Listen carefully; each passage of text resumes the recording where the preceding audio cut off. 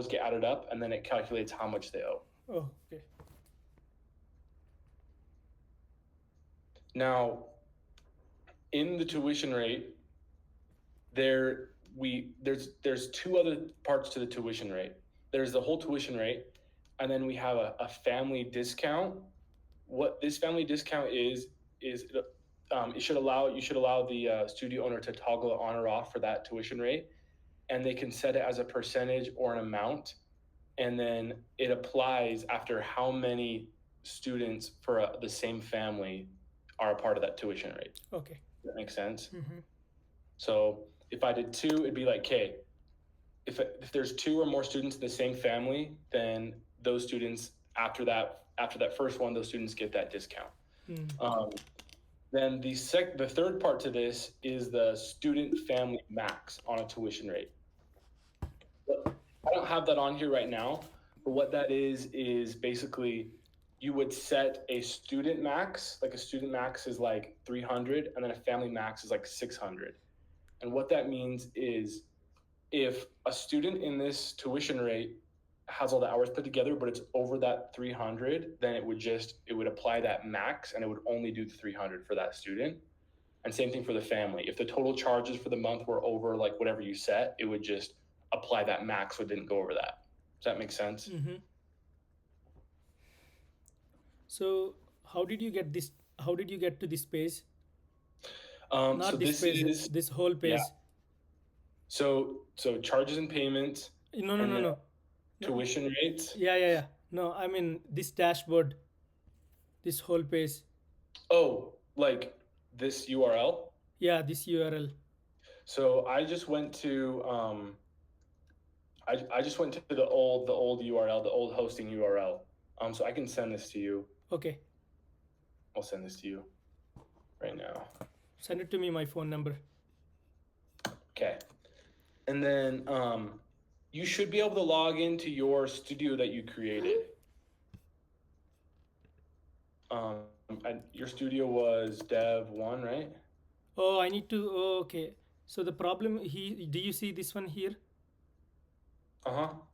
So it's again asking RL. So it's not letting me to do anything.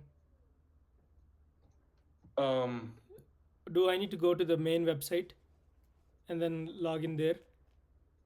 So this is the old hosting, and it has the old front end, which has like how you can kind of get that template. Does that make sense? Yeah. So the problem is, see, okay. So no, understand. So there's the old, and then there's the new hosting. So now I need to.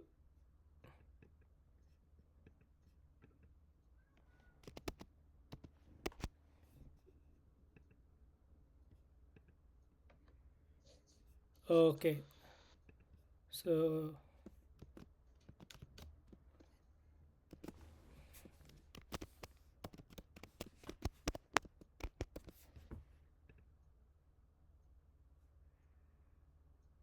okay, makes sense. Thank you. Okay, did you get onto that hosting? Yeah. So I used the password and email. So I thought it's already yeah. Okay, now it makes sense. Now I charges and payments. Then yeah. From here I know what we are talking.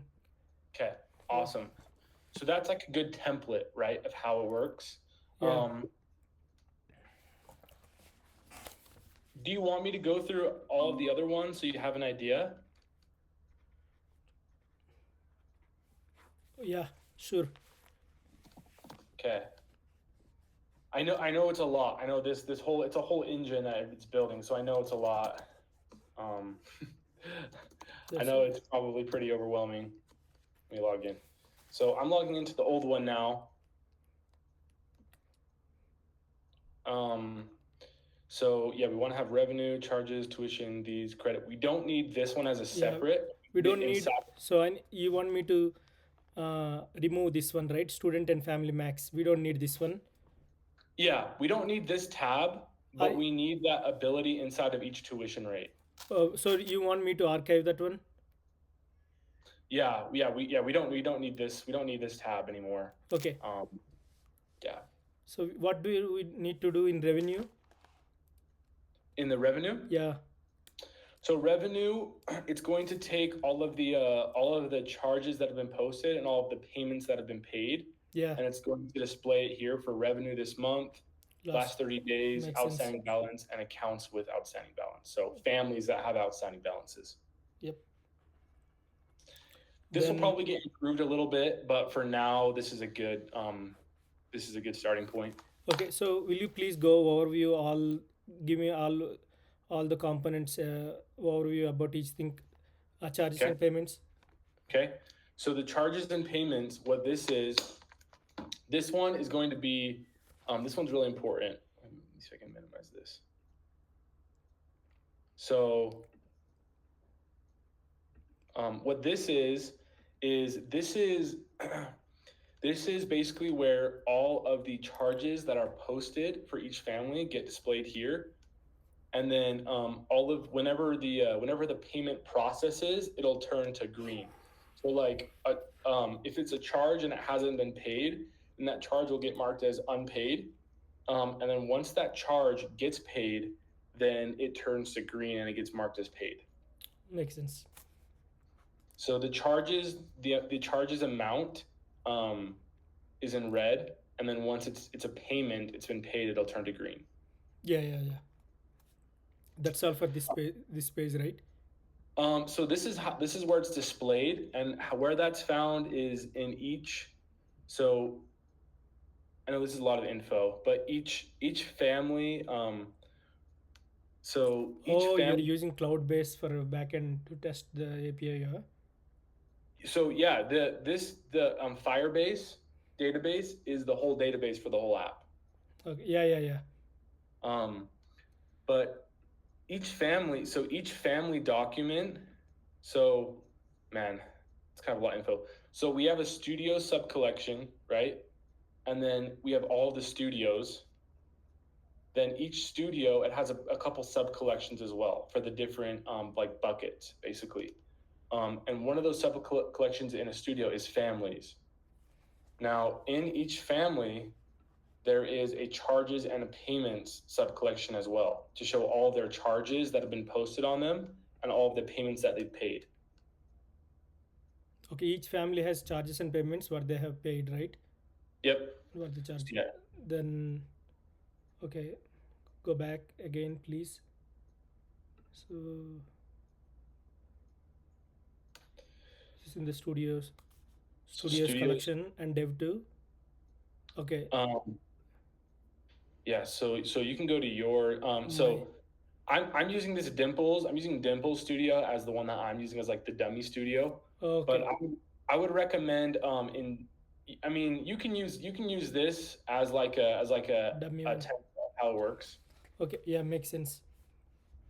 So then you see how we have different sub collections. Yeah.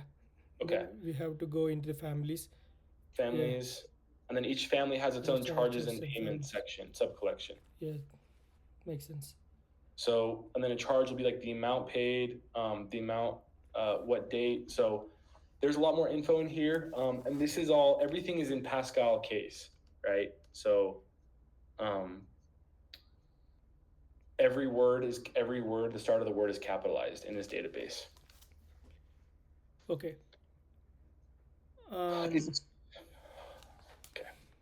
Okay, next. Okay, so one other thing in the charges and payments. So there's these two buttons. Post charges button and process payments. Yes, that's right. Now, the post charges button, when I hit that, what needs to happen is that will hit the Firebase function, the post charges function that you've been working on. Okay. So that should go through, and that should go through each family and calculate the charges, and then know if they have been posted or not, and then post them and create that charges document in the family. Does that make sense? Mm-hmm. Okay. And then the process payments, it should go through and it should take all of the charges that have not been paid for that month for the studio, and it should actually process those. Once it's processed, it should create the payment document in the family for that charge. Mm. Does that make sense? Mm-hmm. Awesome. And then for those Firebase functions that you've been working on, I don't know if you've been able to see, but there's actually two versions of each of those. So there's the There's the auto pay button, and then there's the auto pay on a timer. Mm. Are you aware of that? Yeah. Okay. So the auto pay on a timer, the code, I believe it should fire off every day at like 5 a.m. and it will go through each studio. It should go through each studio, and it should go to the settings of the studio when their auto pay day is. So when their post charges day and their auto pay billing day of the month is. And if it is equal to that day, then it will post the charges for the studio. And if it's equal to the auto pay day, it will post it'll do payment processing for those charges. Okay. Does that make sense? Mm-hmm. Okay. I know this is a lot of info. Okay. And then tuition rates, we kind of went over that. Fees. So, and just so you know, like this whole charges and payments engine, like this is probably the most important thing, one of the most important things in the whole studio. So if you need to really take time to understand it and work on it, make sure it works well, that's totally okay. We totally understand. So with the fees, what this is we need to make it so that way. So we have a button called create new fees. Yep. Okay. Yep. A button called create new fee. And then this is like a modal where you can basically create a fee, and it's like a fee. It'll have one side. Kaden, 1 minute. Someone is knocking my door. Oh, you're good. Just only 1 minute. You're good.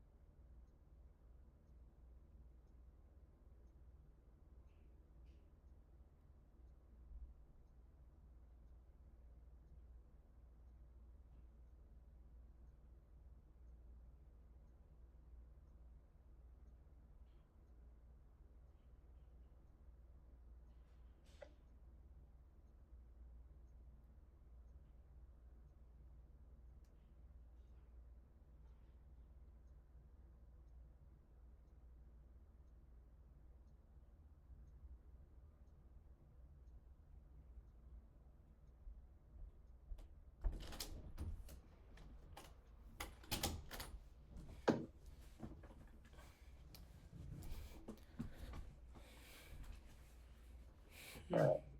Do you know everything all right? Yeah. So I made some chicken curry on.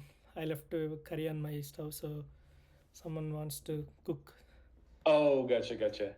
So they need a stove. So I need to clear Okay. my food. So yeah, sorry. No worries. We can be done here in just a second too, if we need to. So, do you want me just to go through each of those real quick?